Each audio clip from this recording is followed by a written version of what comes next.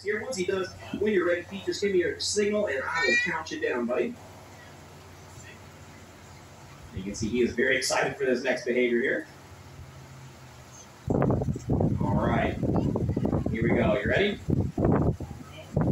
Well, you're doing it anyway, so we'll do 3, 2, 1. Ready? All right, ready? 3, 2, 1. Yeah, sorry guys, just kidding. Insurance actually does not let us do that anymore after what happened last time. So what we'll do instead is put our hat on top of Crusher's head. This is actually a great testament to just how far his training has come, having him allow us to place a physical object on top of his head, take a couple of steps away, and come back and retrieve that object is honestly way better than my dog at home, and let's face it, Crusher doesn't really feel that. Now sometimes we do get a big job hop from him here. We'll see how he does. Just a little baby one from him today. With alligators of this size, they can fight down roughly 2,000 to 3,000 psi. So they actually can make a very, very large sound by slamming their jawbone shut. So what we just showed you guys was maybe 25% of his actual bite force. They can fight down much harder than that.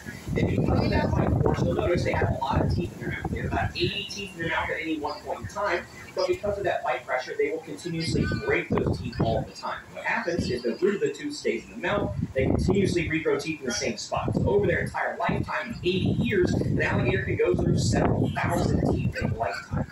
I think his average is 9. Does anybody have like 12,000 doubling the 30 feet tomorrow real quick? 12,000 is a big number. Aspetta, guarda.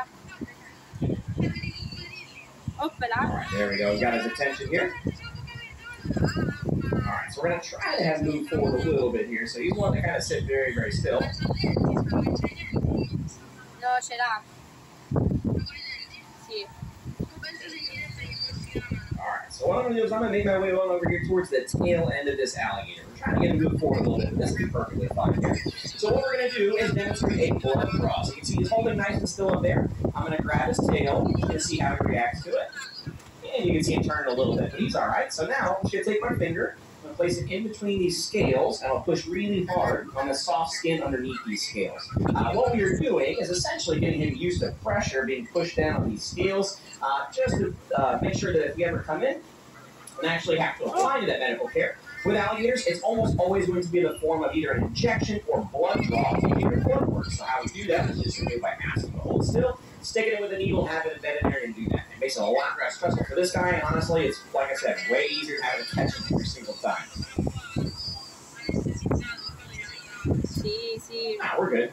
So this guy here, yeah, so what we're going to do next is I'm actually going to splash around, I'll make a little bit of noise, try and get Crusher's attention here, see if we can get him to spin and eat me. That's my job. His job is to make sure I don't get eaten today, so hopefully Peter does a much better job than I do. Alright, we'll see if he reacts to me or if he does go with the hold up there. Alright, you ready? Alright. Help, help! Crusher, I've fallen and I can't get up. I can't reach my life alert. Crusher, help! Alright, he did a great job with his fall there, so we'll give him his next piece of food there.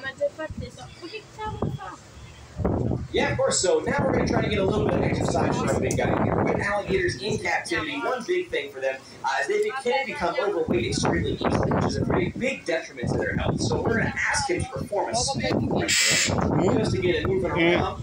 And look how fast he can spin. My goodness. Look at him go. All right, so we'll try to get a little bit of a jump out of him here. We got to get moving a little bit. Now, like I said, we are getting into the fall, as you guys can feel today, so he's a little bit tired, but we'll see if we can get him to do a small bunny hop. And there it is. So athletic, right? Yeah, I'm not quite sure why people say they can run 30 miles an hour. As you can see, not quite the case. They are big, strong animals, but not necessarily what you would imagine when you think of an athletic animal. But like I said, exercise is a very important part of this alligator's life.